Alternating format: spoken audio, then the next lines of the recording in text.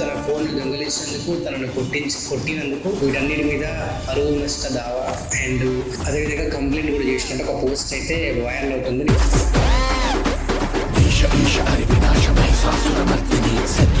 అవతల వాళ్ళు ఒకసారి కాల్ మెసేజ్ చేస్తే ఇంకోసారి కాల్ చేస్తే చెప్పు దిగుద్దు లేకుంటే నాకు పెళ్ళైంది చేయకూడదు, బాగోదు, నా భార్యకి నాకు గొడవలు అయితే అంటే నెక్స్ట్ టైం చేయరు ఎవరు.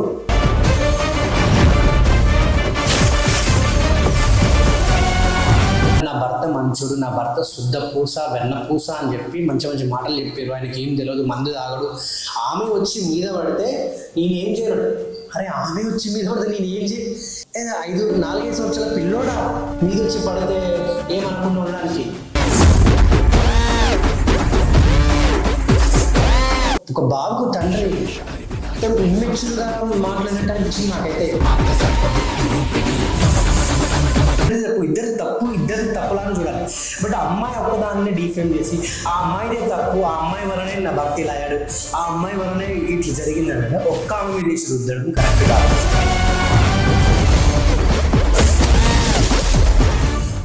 ఇప్పుడే నేను సోషల్ మీడియాలో ఒక పోస్ట్ చూశాను. సో గత 4-5 రోజుల నుంచి Eshwar Sai folk dancer and Madhuri Rathod incident మనం చూసినాం. నిజంగా సోషల్ మీడియాలో ఎవరు ఫోన్ ఓపెన్ చేసినా కూడా అవే రీల్స్, అవే న్యూస్, అవే కనిపిస్తూ ఉన్నాయి. ప్రతి Facebook, Instagram and YouTube A platform open చేసినా వీళ్ళ వీడియోస్ వైరల్ అవుతా ఉన్నాయి. సో స్టిల్ ఈ రోజు వరకు అది జరుగుతుంది.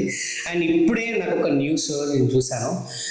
జస్ట్ సీ దిస్, నా పరువు తీశారు డాన్సర్ మాధురి ఫిర్యాదు చేసిందని చెప్పేసి ఒక న్యూస్ వైరల్ అవుతుంది. తన పరువు తీశారని కారణంగా అండ్ అకారణంగా దాడి చేశారు ఫోక్ డాన్సర్ మాధురి రాథోడ్ ఆరోపించారు. ఈ నెల 19న తోటి డాన్సర్ ఈశ్వర్ సాయి భార్య శరణ్య తనను అసభ్యకరంగా దూషించారని, తన 50,000 రూపాయల ఫోన్ దొంగిలించారని నిన్న వేములవాడ పోలీసులకు కంప్లైంట్ చేశారు. అలాగే సోషల్ మీడియా ప్లాట్ఫామ్లో వ్యక్తిగతంగా అగౌరవంగా అంటే తన గౌరవానికి భంగం కలిగించారని పేర్కొంటూ దీని ఆధారంగా శరణ్య మీడియా కంపెనీలపై కేసు నమోదు చేసినట్లు సిఐ వీరప్రసాద్ తెలిపారు. సో మొత్తానికి తన వ్యక్తిగత గౌరవం మీద భంగం కలిగించినందుకు, తన ఫోన్ను దొంగిలించినందుకు, తనను కొట్టినందుకు వీటన్నిటి మీద పరువు నష్ట దావా అండ్ అదేవిధంగా కంప్లైంట్ కూడా చేసినట్టు ఒక పోస్ట్ అయితే వైరల్ అవుతుంది. నేను ఈ పోస్ట్ కూడా మీకు కింద పెడతాను, ఒకసారి చూడండి. సో ప్రస్తుతానికి మీకు తెలుసు, సో రాత్రి 12 గంటల సమయంలో అండ్ ఈశ్వర్ సాయి వాళ్ళ వైఫ్ శరణ్య గారు, ఇంకో ఎవరో బ్యాక్గ్రౌండ్లో వాయిస్ అయితే వినిపిస్తూ ఉంది, అది మీరు కూడా చూసారు. అసలు ఈ ఇన్సిడెంట్ కంటే ఆ వాయిస్ బాగా వైరల్ అయినట్టుగా అనిపిస్తూ ఉంది. బట్ ఆ పర్సన్ కూడా ఎవరు అనేది తెలియదు. బట్ నాకైతే ఇవాళ ఆ పర్సన్ ఎవరో వారికి సంబంధించిన వారి అకౌంట్ అంటే ఇన్స్టా అకౌంట్ అండ్ ఫోటో కూడా వచ్చింది. సో ఆ ఫోటో కూడా నేను మీకు చూపిస్తాను. సో సరే వద్దులే, మళ్ళా దీని మీద నేనేదో వాంటెడ్గా చూపించి మళ్ళీ ఇదో పెద్ద లొల్లి అనుకుంటారు, చూపించడం ఎందుకు. సో ఇన్ కేస్ ఆ సిచ్యువేషన్ వచ్చినప్పుడు నేను డెఫినెట్గా ఆ ఫోటో కూడా నేను చూపిస్తాను అండ్ ఆ పర్సన్ పేరు కూడా నేను చెప్తాను. బట్ ఎందుకంటే ఈ ఇన్సిడెంట్లో వాళ్ళు దొరికిరు వైఫ్ కంటే తన రియాక్షన్ తన ఎక్కువ రియాక్ట్ అయినట్టుగా కనిపిస్తూ ఉంది. అసలు విశాల్ నానా విశాల్ అసలు విశాల్ మాల్ వేసుకొని ఒకరు రీల్స్ ఇస్తున్నారు. కొందరైతే మొగోళ్ళే ఇట్లా అది కప్పుకొని ఆ మాధురి క్యారెక్టర్, ఇటు ఈశ్వర్ సాయి క్యారెక్టర్, ఈశ్వర్ సాయి భార్య క్యారెక్టర్ బ్యాక్గ్రౌండ్లో ఆ వాయిస్ పెట్టుకొని అసలు ఫుల్ రీల్స్, మీమ్స్, ట్రోల్స్ బాగా విపరీతంగా. ఏంద్రా బాబు నాకు అర్థం కావట్లేదు. నాకు ఒక్కటి అర్థం కాక అడుగుతున్నాను. 7 years ఈశ్వర్ సాయి వాళ్ళ వైఫ్ ప్రేమించి పెళ్లి చేసుకుంటా. 7 సంవత్సరాలు ప్రేమించి పెళ్లి చేసుకుని అది రియల్ లవ్. 7 సంవత్సరాలు లవ్ చేసుకొని పెళ్లి చేసుకున్నారంటే నాకు ఇప్పటికీ ఈశ్వర్ సాయి గారిని అడుగుతున్నా, సో మీకు ఎందుకంటే ఇంకో అమ్మాయి నాకు అర్థం కాదు. ఈరోజు మీరు ఫోక్ సాంగ్స్ చేస్తున్నారు, మంచి హిట్ కొట్టిరు, మంచి ఫేమ్ వచ్చింది, డబ్బులు సంపాదించారు, మళ్ళీ మీ వైఫ్ లావ్ అయిపోయిందని చెప్పి డివోర్స్ అడుగుతున్నారట. మీ వైఫ్ అసలు ఒక మీడియా ఛానల్కి వచ్చి ఆమె అసలు ఓపెన్గా చెప్పేసింది, ఈవెన్ ప్రెస్ మీట్లో కూడా చెప్పింది, నా భర్త నువ్వు మంచోడు అంటుంది. నేను ప్రెగ్నెంట్గా ఉన్నప్పుడు, నేను నా బాబుని ఉన్నప్పుడు ఆ టైంలో నా బాబుని బాగా చూసుకున్నాడు, నన్ను బాగా చూసుకున్నాడు. హీఈస్ వెరీ మమ్మల్ని చాలా కేర్ తీసుకున్నాడు. అలాగే మీ గురించి మంచి చెప్తున్నారు, నెగిటివ్ చెప్తున్నారు. అసలు మంచి చెప్పడం ఎందుకు, నెగిటివ్ చెప్పడం ఎందుకు? ఏదో ఒకటి చెప్పొచ్చు కదా. మిమ్మల్ని మంచి చెప్పి మళ్ళీ డీఫేమ్ చేసింది తనే. నిజంగా ఒకవేళ మీ పరువు తీయద్దనుకుంటే తను ఈ కెమెరా ఆన్ చేయకుండా, సరే ఆన్ చేసినా కూడా సోషల్ మీడియా పెట్టకుండా డైరెక్ట్ పోలీస్ స్టేషన్కి వెళ్ళి పోలీసులో వాళ్ళతో ఫిర్యాదు అయ్యి, సో నా జీవితం ఇట్లా జరుగుతుంది, నా భర్త ఇట్లా చేస్తున్నాడు, నా భర్త ఇలా వేరే అమ్మాయితోటి ఇలా ఒక లాడ్జ్గా దొరికిండు, ఒక భవనంలో రెడ్డిస్ భవనంలో దొరికిండు, ఇట్లా లైవ్లో నేను చూసిన, ఇది వీడియో ప్రూఫ్ అని చెప్పి డైరెక్ట్ పోలీస్ వాళ్ళకి ఇచ్చి కంప్లైంట్ చేసి కేసు చేసి అలా బుద్ధి చెప్పాల్సింది. మళ్ళీ మీరు డైరెక్ట్గా నా భర్త మంచుడు, నా భర్త శుద్ధ పూస వెన్న పూస అని చెప్పి మంచి మంచి మాటలు చెప్పారు. ఆయనకి ఏం తెలియదు, మందు తాగడు. ఆమె వచ్చి మీద పడితే నేనేం చేయను? అరే ఆమె వచ్చి మీద పడితే నేను ఏం చేయ? నీ 4-5 సంవత్సరాల పిల్లోడా మీద వచ్చి పడితే ఏమనకుండా ఉండడానికి? ఒక బాబు తండ్రి మొత్తం ఇమ్మెచ్యూర్గా మాట్లాడినట్టు అనిపించింది నాకైతే. ఒక అమ్మాయి వచ్చి మీద పడితే ఆయన ఆ టైంలో చెడ్డి ఇప్పి ఆ రూమ్లో పండుకున్నాడా? నాకు అర్థం కాగలుగుతా. వాళ్ళకు రిలేషన్ ఉందని చెప్పేసి చాలామంది చెప్తున్నారు. ఈరోజు నా ఆఫీస్కి వచ్చి ఇంటర్వ్యూకి వచ్చిన వాళ్ళు కూడా దే ఆర్ ఇన్ రిలేషన్షిప్, చాలా రోజుల నుంచి రిలేషన్షిప్లో ఉన్నారు. అది వాళ్ళ వైఫ్ కూడా తెలుసు. చాలామంది డాన్సర్స్కి, ఫోక్ ఇండస్ట్రీలో చాలామందికి తెలుసు. వాళ్ళు రెగ్యులర్గా రీల్స్ చేస్తూ ఉంటారు. ఆమె వల్ల చాలాసార్లు గొడవలు అయినాయి. తను వాళ్ళ వైఫ్ కూడా చెప్పింది.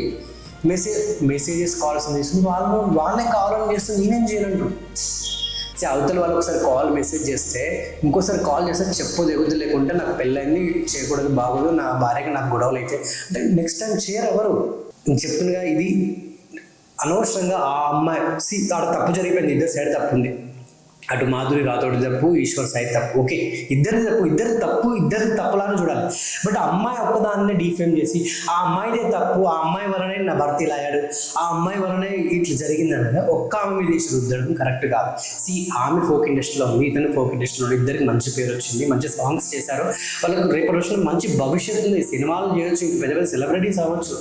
అటువంటిది మీరు డైరెక్ట్గా తీసుకొచ్చి మీడియాలో పెడితే, సోషల్ మీడియాలో ఈ రోజు వరకు ఒక 4-5 రోజుల నుంచి ప్రతి ఒక్కరు ఇంకా అదే మ్యాటర్ తప్ప వేరేది ఎవరు మాట్లాడలే. ఏ ఛానల్ చూసినా అదే, ఏ ప్లాట్ఫామ్ ఓపెన్ చేసినా అవే రీల్స్, అవే వీడియోస్, అవే న్యూస్.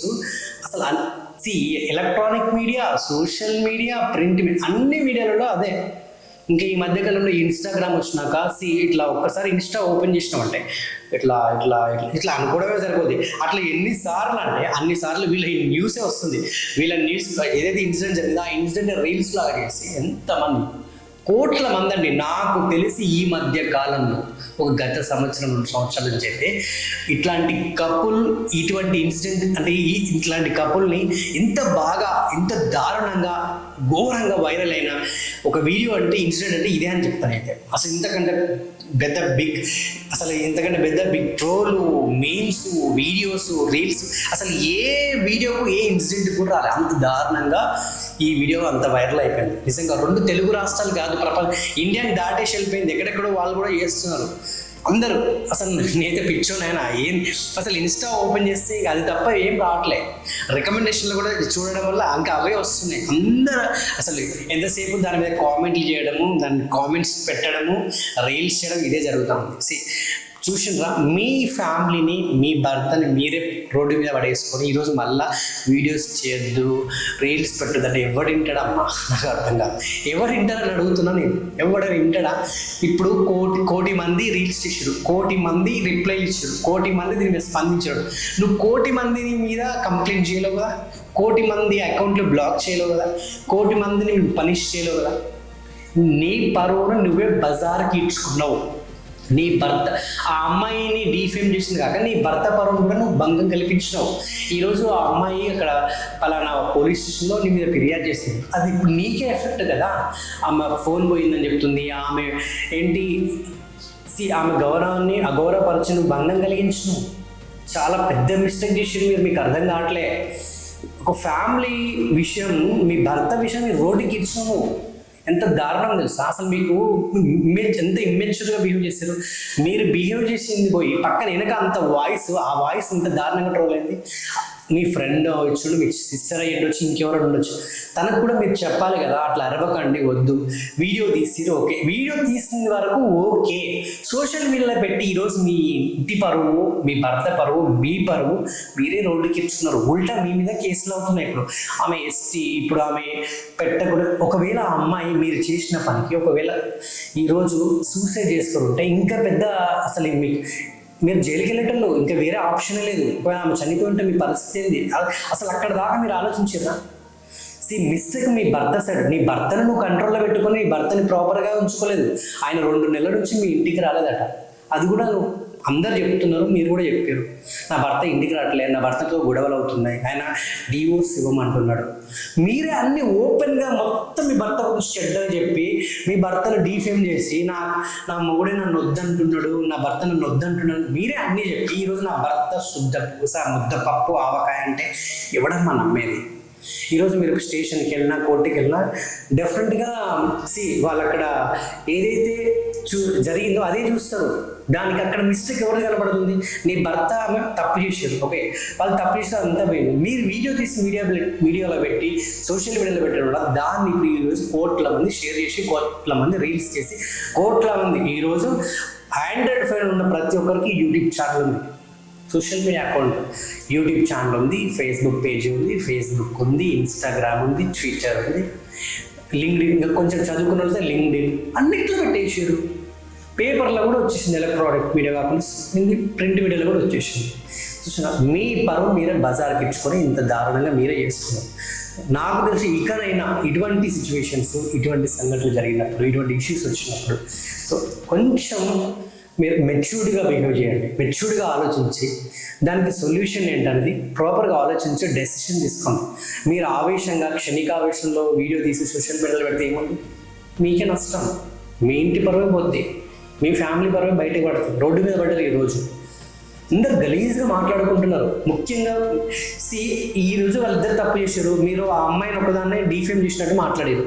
ఈరోజు ఆ అమ్మాయికి సింపతి చూపిస్తున్నారు అందరూ. నాకు తెలిసి 2 తెలుగు రాష్ట్రాల్లో ఉన్న ప్రజలందరూ కూడా ఆమెకి సపోర్ట్ చేస్తున్నారు. మీరు ఒక్క వీడియో ఓపెన్ చేస్తున్నాడమ్మా శరణ్య గారు, మీరు ఒక్కసారి మీరు పెట్టిన వీడియో కానీ ఇంకా వీడియోస్, రీల్స్, ప్రతి వీడియో కింద ఎవరైతే సామాన్య ప్రజలు స్పందించిన వాళ్ళు కూడా ఆమెకే సపోర్ట్ చేస్తున్నారు. మీ ఆమె వెనక ఉంటున్నారు. ఇంకా మీకు ఇప్పటికైనా మీరు ఒక్కసారి అసలు మీరు ఏమి ఇష్టం చేసి చూసుకోండి. దయచేసి ఎవరైనా ఇటువంటి సంఘటనలు జరిగినప్పుడు ఆలోచించి మెచ్యూర్డ్గా బిహేవ్ చేయండి, ఓకేనా? క్షణికావేశంలో చేస్తే అది మీకే ప్రాబ్లం అవుతుంది, మీరే రోడ్డు మీద పడతారు. సో జాగ్రత్త అని చెప్తున్నాను.